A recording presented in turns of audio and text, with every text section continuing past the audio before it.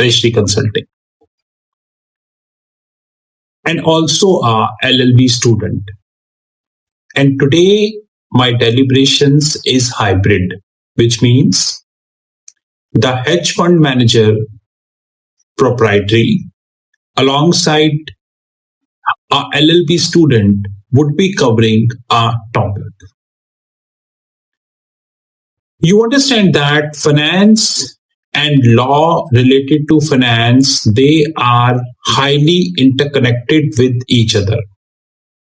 That is a separate thing that people made them a big mess thanks to the misinterpretation of the finance laws. Effective 2008, the scandals, the corruptions, the frauds, the market rigging, the manipulations, cheatings grew exponentially worldwide. There is hardly any country who not involved in these kind of things. Though on paper we are having regulators whose job is to prevent the same, but we all understand the practical reality till what extent they are successful in nature.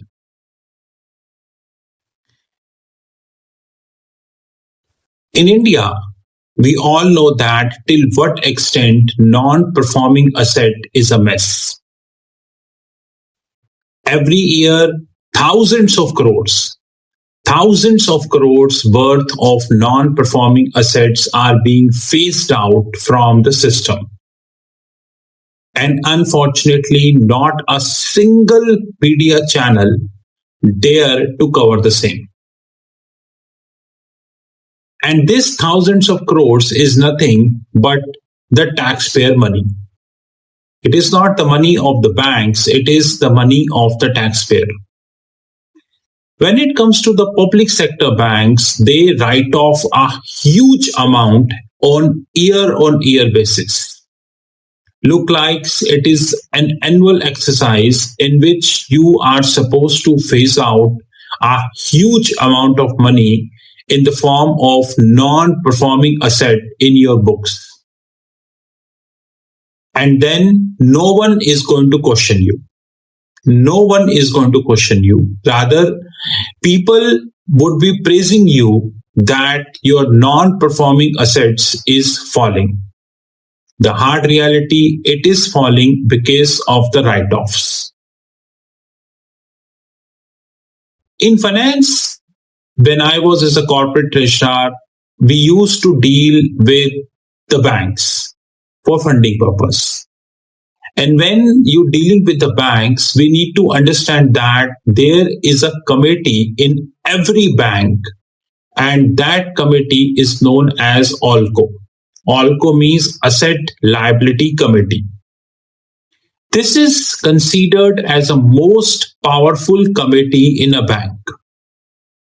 And if you are a member of a ALCO, it means you are amongst the powerful people in a bank, because ALCO is nothing but more or less a decision-making body of a bank. Whether a bank is a small bank, it's a big bank, or a very big bank, every bank of the globe is having ALCO. But unfortunately speaking, if you look at the annual reports, you won't be able to see ALCO, because Indian banks are always reluctant to share the information about ALCO in their annual reports. Even if they share any information, then this information is pretty small. It is very difficult to analyze that information. Yes, American banks do share information. We all know that. We all understand that nowadays ICICI Bank case is in limelight. And ex-CEO of ICICI Bank, Chanda Kochar, alongside her husband, Mr. Deepak Kochar, is in news, unfortunately, for negative reasons. But today I would like to raise my apprehensions as a law student and as a hedge fund manager.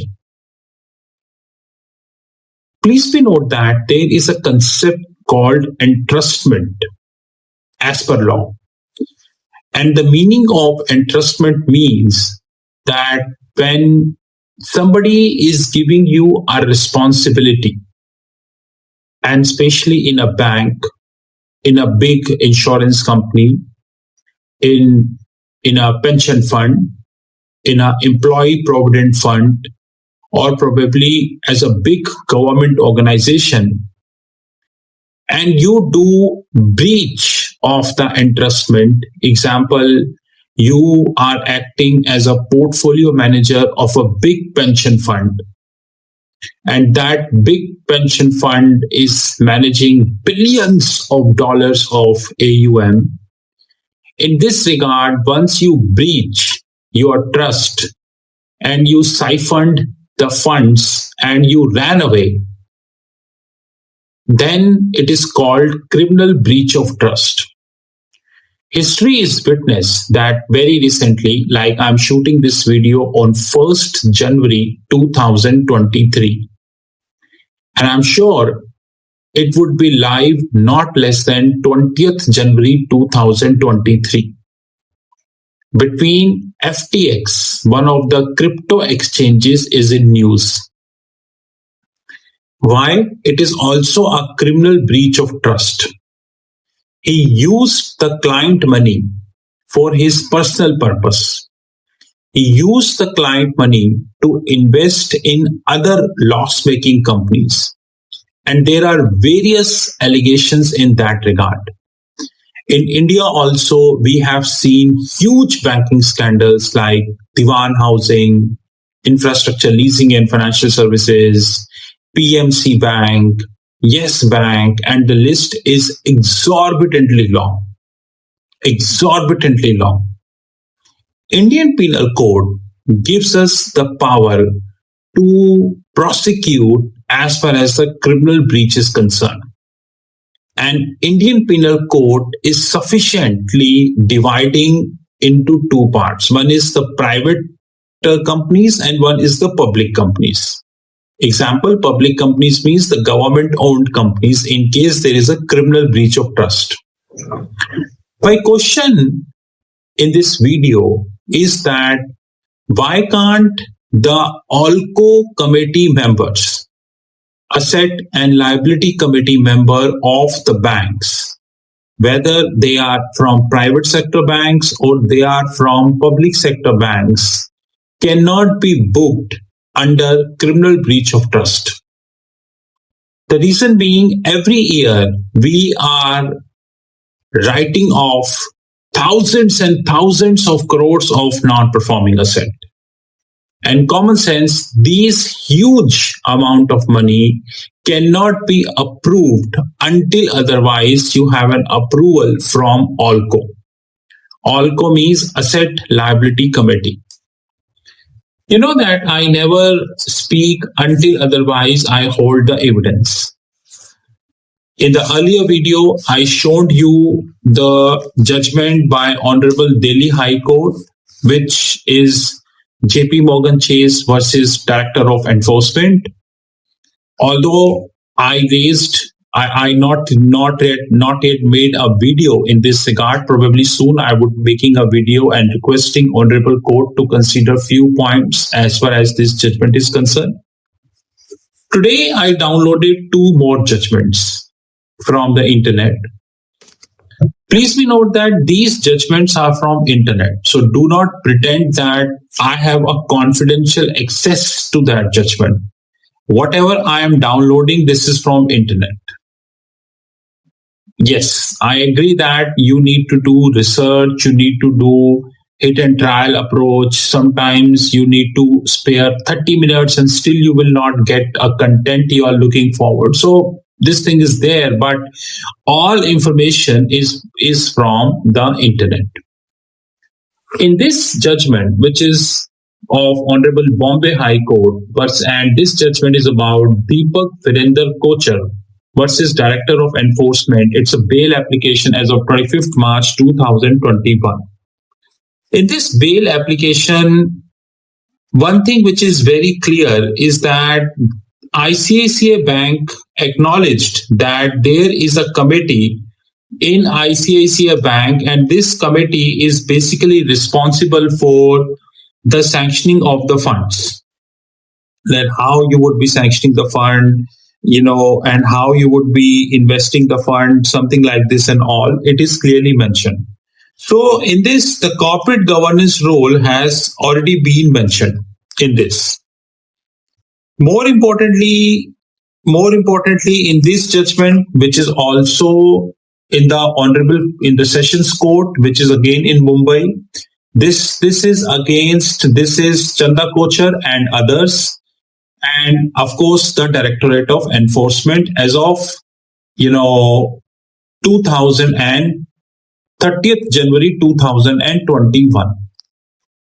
My viewpoint is very clear that in this we need to fix the responsibility of the people. So in this judgment, though I'm going to be reading this again and I would be making video, but I'm taking you to the page number 11 of this judgment, Honorable Mumbai High Court. See, ICICI Bank has a robust committee-based collective decision-making process for corporate credit approvals, wherein no individual can independently approve, sanction corporate credit proposal. It means ICICI Bank is agreeing to the fact that no individual is having a veto right to approve a corporate credit proposal. It means it's a cumulative call of that committee. The bank has laid down credit policy approved by board of directors. Various departments are involved in the due diligence process for credit approval, multi-layer credit approval authorization framework. The board of directors of ICICI Bank, in a press release dated 28th March 2018, has mentioned that no individual employee, whatever may be his or her position, has ability to influence the credit decision of a bank.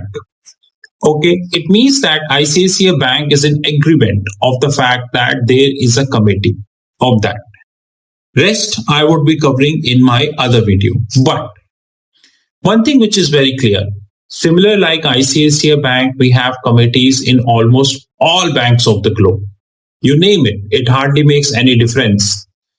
Yes, the naming convention may differ, like, foreign banks consider this as a risk committee, as a regulatory committee, while Indian banks consider this as a credit committee, though the right name is ALCO, which is Asset and Liability Committee. In this regard, it would be pertinent that we would be fixing the responsibility of the members of the ALCO committee. As simple as that. This is what I would like to mention in this. Please do understand that not a single day passed when we are not getting an alert on the Google that this corporate defrauded bank, this corporate defrauded bank, this corporate defrauded bank, the director of that corporate who frauded this bank ran away, he's absconding. Every day, similar news coming up in the public domain. Central Bureau of Investigation is searching for a director who frauded 4,000 crores in a bank. Enforcement Directorate, similar kind of news is coming up in the public domain almost daily basis. But this is one side of the coin. I repeat, this is one side of the coin. The other side of the coin should be fixing the responsibility on the ALCO committee, Asset and Liability Committee. You may call this committee from any name. Onwards, I would be bringing the finance with the law. And now I have started reading the judgments. Guys, in the countries like India, when media is reluctant to speak on majority of the issues, We have seen many loss-making startups, you know, got approval to raise money from the market. What did happen?